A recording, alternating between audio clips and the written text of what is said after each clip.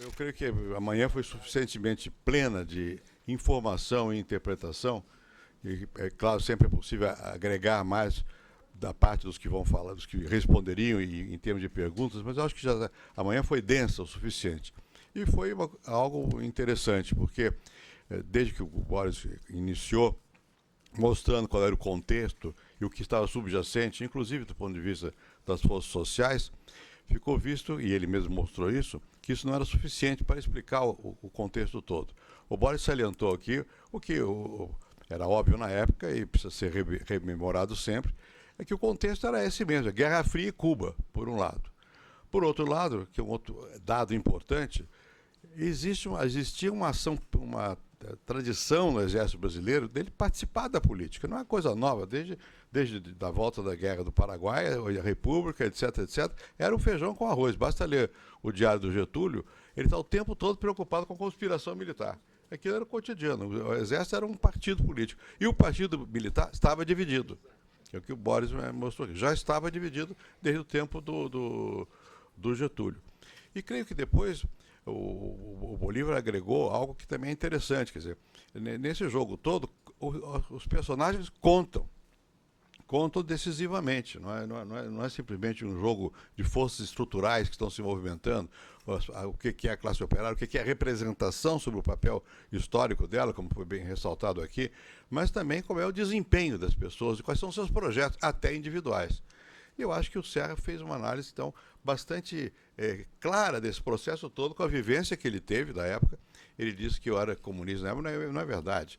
Eu tinha sido no começo dos anos 50, já tinha rompido em 53. Ele que estava ali na AP namorando uma ação antilegal, sem nunca ter incorrido nela. O professor Fernando Henrique, que foi do Partido Comunista, depois se dedicou, como intelectual, a demolir a tese da burguesia nacional, exatamente, que era uma coisa típica paulista, discutindo essa questão da burguesia nacional, não nacional, invadiu o período posterior ao golpe.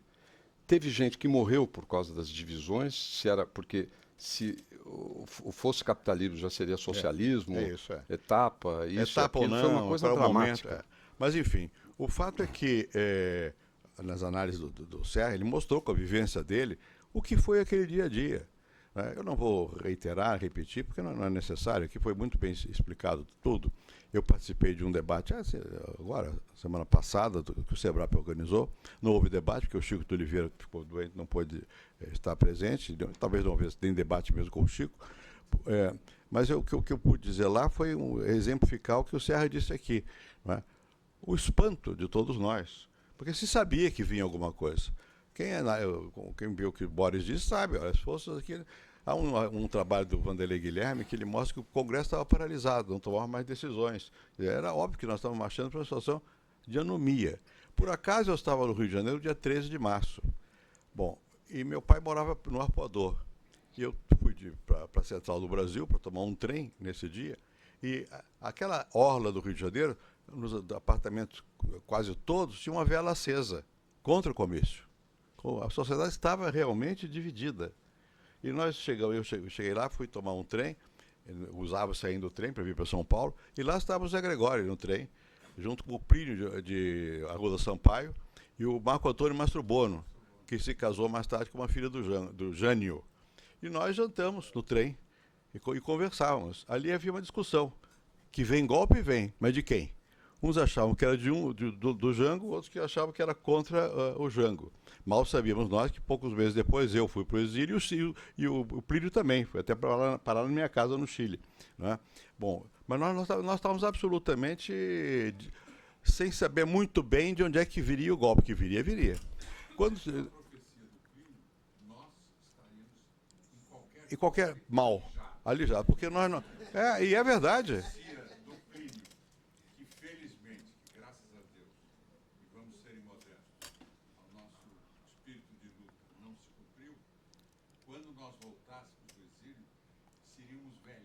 E aí tratados com piedade. Agora sobre velho. Essa era a visão do Plínio, que não era completamente estapafúrdia. Né? Bom, mas quando veio o golpe, no dia do golpe, eu estava em São Paulo e fui para a faculdade, para a Rua Maria Antônia, e havia uma efervescência enorme de professores, de alunos, etc, etc. E houve uma reunião dos professores, os assistentes, os jovens. Bom, naquela altura já estava dado o golpe contra o Jango e ia sair um manifesto nosso contra o golpe do Jango, como se o golpe fosse dado pelo Jango. Eu tive que telefonar para o Luiz Hildebrando, esse sim, comunista mais ativo, até aquela época, na Faculdade de Medicina. Digo, Luiz, vem aqui, porque vai sair um manifesto dizendo que os generais golpistas do Jango. Recordação do golpe do Jango, que era o estado de sítio, que a ideia do Jango era prender ao mesmo tempo o Arraes e o Lacerda. Tá? O que se dizia. Não, o Adhemar também? É o que se dizia. Bom, então era essa a situação. E para vocês verem o grau de puerilidade, de inocência, aquela noite mesmo, nós tomamos o Leôncio Martins Rodrigues, o Bento Prado, alguns aqui conheceram o Bento, que era uma flor de pessoa. O Paulo Alves Pinto, que era genro do Caio Prado e sobrinho do general Osvino Alves. E eu, por informação dada pelo Paulo Alves Pinto, tomamos um jipe para ir para o campo de embate, para levantar voo, para fazer resistência no Rio Grande do Sul. Imagina nós fazendo resistência armada. A sorte é que no meio do caminho ficou claro que não tinha resistência nenhuma. Mas era essa a perplexidade toda. Isso quer dizer que não houvesse projetos de gente de alternância de poder? Havia vários projetos de vários tipos, desde o Jango, que fazia seu cálculo político, os militares divididos, uns faziam um cálculo, outros faziam outro cálculo. Não é? Certamente a entrada do Castelo Branco na decisão final do golpe deu consistência, ele já estava metido na articulação, mas ele era chamado legalista. Castelo Branco era chamado legalista. Não é? E quando chegam ao poder, aquilo aí entra num outro processo e vai se radicalizando no pior sentido, até dar no que deu. E aí está aí essa Comissão da Verdade mostrando o que deu. Não é? Obviamente não estava na cabeça de muitos dos que deram o golpe de fazer aquilo. Agora, o que está por trás é o que o Bolívar disse. Ideia de democracia era escassa, de lado a lado. Nós todos não tínhamos... E havia a ideia, para muitos, de ser algo transitório. Transitório. Na imprensa, inclusive. Correio da Manhã, que era um jornal corrigir para poder ter democracia, para evitar o comunismo. Correio da Manhã fez editorial dizendo basta num dia e fora no outro. Aí. Dali uma semana estava na oposição. É isso aí.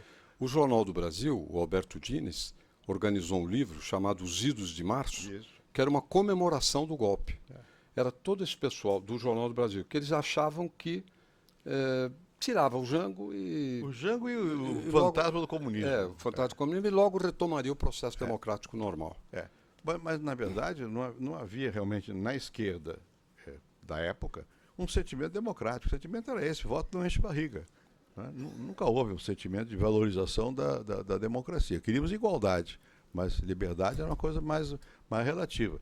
E, do outro lado, também, quer dizer, o número de atores que realmente tinham um compromisso mais forte com ideias institucionais democráticas era pequena. Então, a diferença com a situação de hoje é muito grande. É muito grande. Embora o Boris tenha feito um comentário correto de que a Constituição de 46 assegurou um sistema político que dava a sensação de poder expressar o sentimento da população. E a de hoje é o oposto.